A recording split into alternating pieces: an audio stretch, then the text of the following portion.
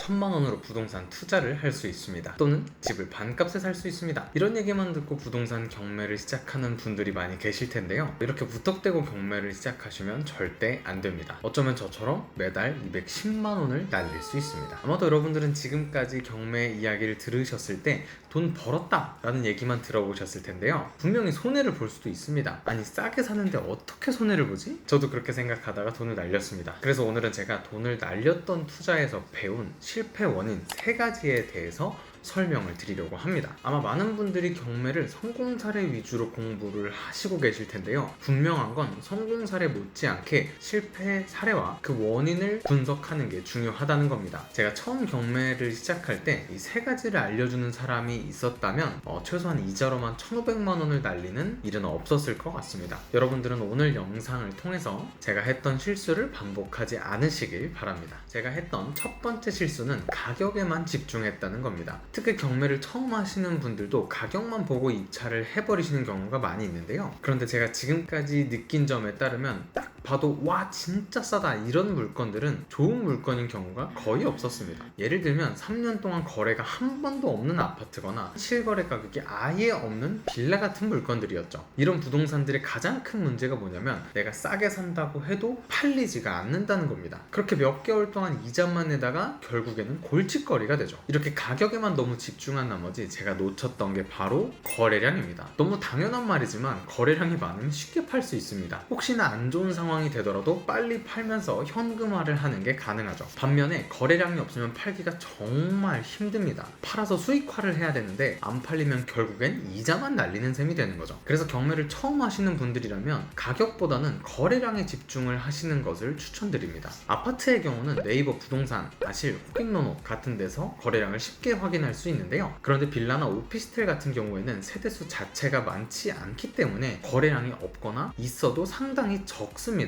실거주를 하시는 분들이라면 뭐 크게 상관은 없겠지만 투자를 이제 시작하시거나 특히 단타로 투자를 하실 분들은 거래량이 적은 오피스텔이나 빌라는 절대 추천드리지 않습니다. 제가 거래량이 없는 부동산에서 단타 치고 빠지려다가 결국 이자만 1,500만 원을 날렸거든요. 매수는 기술이지만 매도는 예술이다 라는 말이 있는 것처럼 실제 투자에서도 매도가 가장 중요하고 어렵습니다. 거래량이 없는 상태에서 파는 건 정말 힘든 과정이 될 겁니다. 그래서 경험이 적다면 거래량이 받쳐주는 부동산으로 투자를 하시면서 경험을 쌓는 걸 추천드립니다. 두 번째는 투자 전략이 없다는 겁니다. 어떤 물건에 입찰을 할 때는요, 사고 나서 어떻게 수익화를 해야 될까 고민하면 안 됩니다.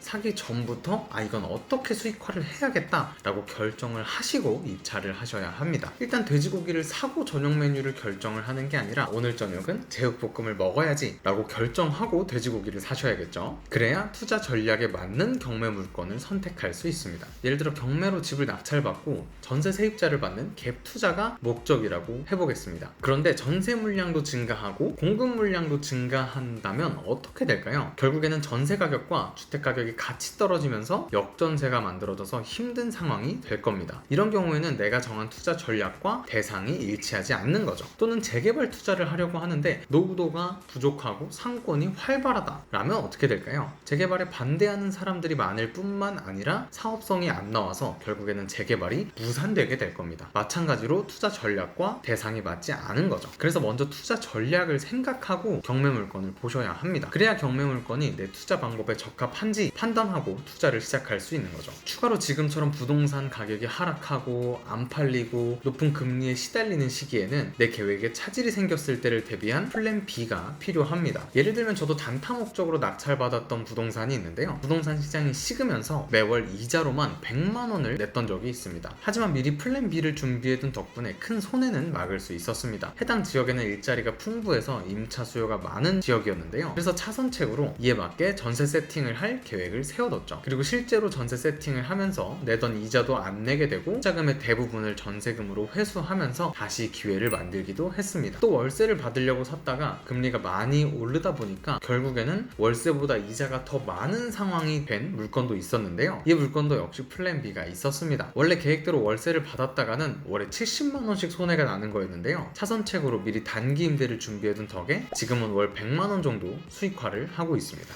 인생이 항상 계획대로 되지 않는 것처럼 우리가 투자 전략을 잘 짜놓는다고 해도 100% 성공하는 건 아닙니다. 특히 이렇게 어려운 시기에는 플랜 B를 미리 준비해야 합니다. 상황에 따라 빠르게 대처할 수 있어야 하니까요. 낙찰받고부터는 시간이 곧 돈입니다. 이자도 나가고 돈도 묶여 있으니까 앉아서 생각을 오래 하는 만큼 돈과 기회를 같이 날리는 거죠. 저는 이렇게 상황에 맞게 대처할 레시피가 얼마나 있는지도 중요하다고 생각을 합니다. 누군가 무턱대고 돼지고기를 탁 갖다 주더라도 나는 제육볶음도 할 수 있고 동파육도 할 수 있고 보쌈도 할 수 있어 라고 한다면 걱정도 없고 자신감도 생기겠죠. 그래서 여러분들도 앞으로 경매를 배우시겠지만 경매만 너무 집중하는 대신에 다양한 투자 전략에도 관심을 가지셔야 한다고 말씀드리고 싶습니다. 그래야 더 많은 기회를 만들 수 있고 만약을 대비한 플랜 B도 준비할 수 있으니까요. 마지막 세 번째는 세금을 잘 계산해야 한다는 겁니다. 세금은 크게 취득, 보유, 양도 세 가지로 나눌 수 있는데요. 취득세는 살 때, 보유세는 가지고 있을 때, 양도세는 팔 때 내는 세금입니다. 세금은 이번 영상에서 다루기엔 내용이 너무 많아서 오늘은 양도세에 대해서만 가볍게 설명을 드리려고 합니다. 예를 들어 여기에 활발하게 거래되고 있는 1억짜리 집이 있다고 해보겠습니다. 그런데 이 집이 경매로는 5천만 원에 나왔다고 합니다. 그래서 계산해봤더니 5천만 원으로 집을 사고 이사비로 200만 원을 주고 수리비로 2천만 원을 썼다고 계산을 해도 총 7,200만 원밖에 안 되는 거예요. 그럼 이 집을 팔면 2,800만 원이 남는 거잖아요? 2,800만 원이면 거의 연봉인데? 개꿀 아니야? 이렇게 생각하기 쉽습니다. 하지만 아닙니다. 이건 세금이 전혀 계산이 안 된 거예요. 만약 여러분이 이 집을 낙찰받고 4개월 만에 판다고 한다면 양도 차익의 77%를 내야 합니다. 계산해보면 2,156만 원을 양도세로 내야 되는 거죠. 이렇게 세금을 내고 나면 2,800만 원이 남는 게 아니라 644만 원이 남습니다. 뭐 그래도 남았으면 된 거 아니냐고요? 하지만 인테리어 비용 2천만 원은 양도세를 계산할 때 전액 인정을 해주지 않습니다. 실제로는 1,000만 원도 인정받기가 어려워요.